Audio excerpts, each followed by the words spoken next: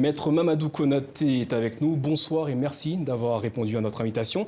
Vous êtes avocat au barreau de Paris et du Mali. Vous étiez garde des Sceaux et ministre de la Justice au Mali entre 2016 et 2017. Le mouvement de contestation a opposé une fin de non-recevoir concernant les propositions émises hier par la CEDEAO. Cela malgré la composition d'un gouvernement resserré. La crise malienne est-elle de retour au point de départ ? Oui, visiblement oui. Visiblement parce que les demandes initiales ont reçu des réponses qui sont jugées insatisfaisantes pour les contestataires. Bien évidemment, on est revenu au point de départ avec les mêmes contestations et plus fort encore. Le gouvernement restreint compte 6 membres. Parmi eux, on compte Kassoum Tapo, nouveau ministre de la Justice. Il s'agit d'un homme ouvertement favorable au président Ibrahim Boubacar Keïta. Il est contesté par le mouvement du M5 RFP. Cette nomination n'est pas de nature à calmer la grogne. Selon vous, pourquoi le président a-t-il fait ce choix ? Alors, je ne suis pas le président de la République, je ne peux pas imaginer pourquoi il a fait ça, mais ce qui est clair, c'est qu'il a voulu mettre la charrue avant les bœufs.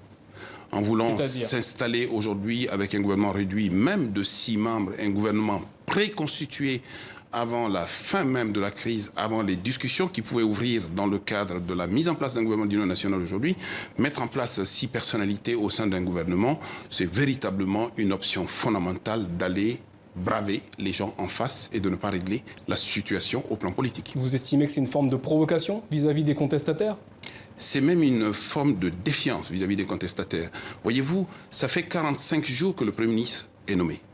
Et depuis 45 jours, le président de la République et le Premier ministre se sont abstenus de mettre en place un gouvernement et subitement, le jour même de la réunion de la CEDEAO, on se trouve aujourd'hui à sortir au moins 6 membres du gouvernement. Ça veut dire quoi vis-à-vis des autres? Venez avec nous, la portion congrue, c'est pour vous.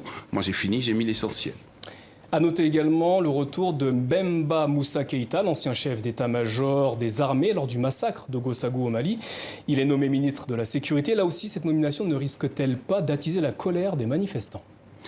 Ce d'autant plus que les situations précédentes, notamment les situations de tuerie sur le terrain, n'ont pas fait l'objet de procédures d'enquête et de poursuites judiciaires. Voyez-vous, il faut prendre bon soin dans nos États respectifs d'éviter de pointer du doigt un homme pour le mettre à un poste. Il faut déjà définir le poste, le cadrer, de manière à ce que la recherche de l'homme ne puisse pas poser de difficultés. Au Mali, on va de soubresaut en soubresaut, de difficulté en difficulté. Ce n'est sans doute pas de cette manière-là que l'on peut régler la crise. L'opposition est fortement désirée dans le prochain gouvernement d'union nationale. C'est ce qu'indiquait cet après-midi le Premier ministre. Boubou Cissé, on l'écoute et on se retrouve dans un instant. Et je voudrais en profiter pour lancer un appel. Un appel sincère à nos sœurs et à nos frères du M5 RFP et d'autres regroupements.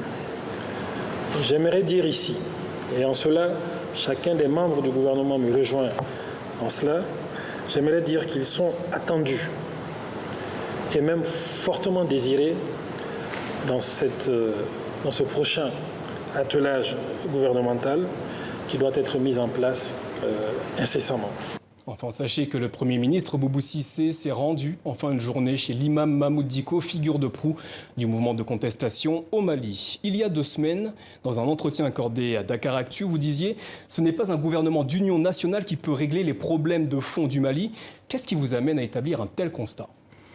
J'ai entendu la complainte et la belle complainte du Premier ministre aujourd'hui. C'est du bric-à-brac que l'on fait. Au lieu d'aller chercher derrière les hommes les idées et les personnes qu'ils représentent, on va aller simplement débaucher des hommes pour leur proposer des postes ministériels dans une dynamique de gouvernement d'union nationale. Ce n'est pas comme ça que l'on peut régler les problèmes de fond. La question fondamentale aujourd'hui, c'est que c'est la légitimité du président de la République qui a été ébranlée aujourd'hui. Et partant, cette légitimité, c'est la gouvernance du président de la République, cette impuissance de mettre en place un système de justice convenable, cette incapacité à tenir l'État et cette fraude absolue qui gangrène tout. dans l'État. Justement, la question se pose. Ibrahim Boubacar Keïta ressort renforcé ou affaibli de ce sommet de la CEDEAO? Mais c'est ça le drame, c'est qu'en perte totale de légitimité au plan interne et national, il va aller en quête de légitimité, de souveraineté à l'extérieur. Cette démarche de la CEDEAO aujourd'hui est loin d'être compréhensible. Vous voyez une personne qui depuis 2 mois ne sait pas où aller sur son propre territoire, court aujourd'hui dans le cadre d'une visioconférence de quelques heures, il revient auréolé, il fait olémé à tout le monde et personne n'a le droit de résister. Et les questions fondamentales demeurent par rapport à une personne qui est à la tête de l'État, bien évidemment, qui fait l'objet de contestation. Et du coup, c'est la question de la légitimité du président de la République qu'il faut parler. Autre point qui suscite des interrogations, les dirigeants de la CEDEAO ont demandé la démission immédiate des 31 députés contestés, y compris le président du Parlement. D'un point de vue du droit et de la loi, est-ce possible? C'est d'autant plus paradoxal que c'est le peuple du Mali, en tout cas une bonne partie du peuple du Mali, qui a demandé la démission du chef de l'État lui-même pour des considérations liées au fait qu'il constate une certaine incapacité à donner une suite au Mali aujourd'hui. Ce que l'on refuse au plan constitutionnel au peuple du Mali, c'est bien ce que l'on exige des députés à l'Assemblée nationale. Ces 31 députés sur 147 ont été élus dans les mêmes conditions que les 116 que l'on veut protéger. 31 députés à qui on exige une démission aujourd'hui, c'est une hérésie en droit que de vouloir prétendre à faire démissionner un député de l'Assemblée nationale, peu importe les modes suivant lesquels il a été élu, il a été consacré et proclamé par un arrêt de la Cour constitutionnelle, le même qui a proclamé les 116 autres. La vraie justice, la véritable équité voudrait sans doute que l'on puisse dissoudre l'Assemblée nationale.